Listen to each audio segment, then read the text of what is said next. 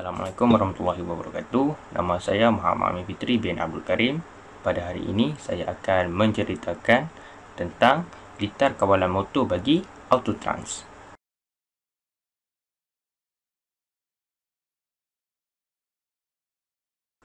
Berhidup motor secara alat tubak auto ialah dengan menggunakan voltan supaya semasa ia mula dihidupkan mengalir ke motor pada taraf 70% dengan memperbaiki daya kilas supaya lebih tinggi.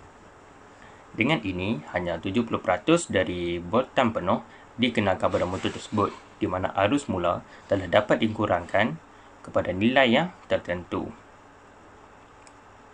Ketika ini, perhatian hendaklah diberi kepada alat tubak auto, di mana ia hendaklah berada dalam sambungan bintang dan tidak berlaku litar terbuka di bahagian sambungan bintang. Jika terdapat litar terbuka di sambungan bintang, pada ketika mula dihidupkan, alat tubak auto akan mengalami kesan voltan tinggi yang berbahaya. Mengikut peraturan akta dan peraturan elektrik, berhidup cara ini hanya digunakan bagi motor yang mempunyai keupayaan 10 kuasa kuda hingga 25 kuasa kuda. Alat ubah auto yang digunakan boleh terdiri dari 3 alat ubah auto, 1 fasa atau 1 alat ubah atau 3 fasa. Bagi menghidupkan jenis ini, alat ubah auto boleh ditatahkan kepada nilai peratus yang berlainan dan boleh diadakan lebih dari satu tatah bergantung kepada jenis beban.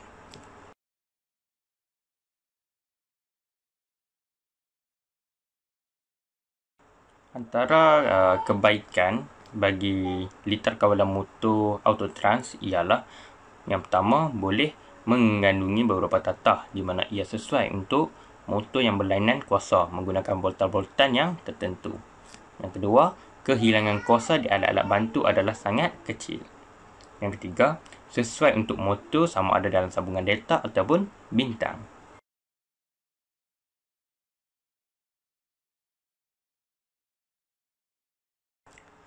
Antara kelemahan bagi litar kawalan motor Autotrans ialah yang pertama, disebabkan tiada dawan neutral. Jika sekiranya beban tidak seimbang, gangguan bekalan kemungkinan akan berlaku. Yang kedua, jika berlaku litar terbuka pada sambungan bintang di alat tubak auto, kemungkinan voltan tinggi akan teraruh pada alat tubak auto. Dan yang ketiga, dibandingkan dengan penghidup bintang dan delta, cara ini mempunyai alat tambahan iaitu alat tubak auto dan kosnya lebih tinggi. Dan yang keempat, daya kilas yang tidak sepatutnya semasa permulaan, dengan itu tidak sesuai untuk kerja yang memerlukan daya kilas yang tinggi pada masa permulaan.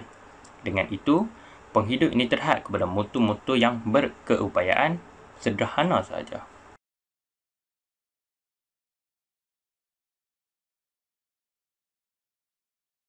Okey, di sini adalah contoh litar kawalan motor bagi Autotrans.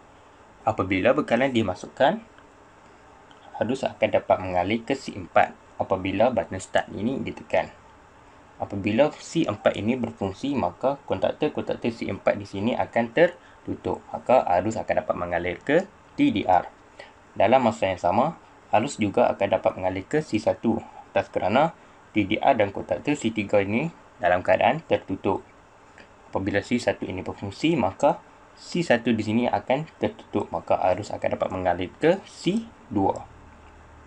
Dalam masa yang sama, mengikut masa yang ditentukan TDR ini akan tertutup. Maka arus akan dapat mengalir ke C3 atas kerana kontaktor C1 dan juga kontaktor C2 dalam keadaan tertutup dan akan menyebabkan C3 ini berfungsi. Apabila C3 ini berfungsi, maka kontaktor C3 ini akan tertutup, maka arus akan dapat mengalir ke run dan motor akan dapat berjalan seperti biasa. Dan lagi satu, apabila voltan litar ini melebihi voltan lampau, maka TDR ini akan tertutup dan arus akan dapat mengalir ke trip. Apabila trip, motor tidak akan dapat berpusing dan button stop ini akan terbuka.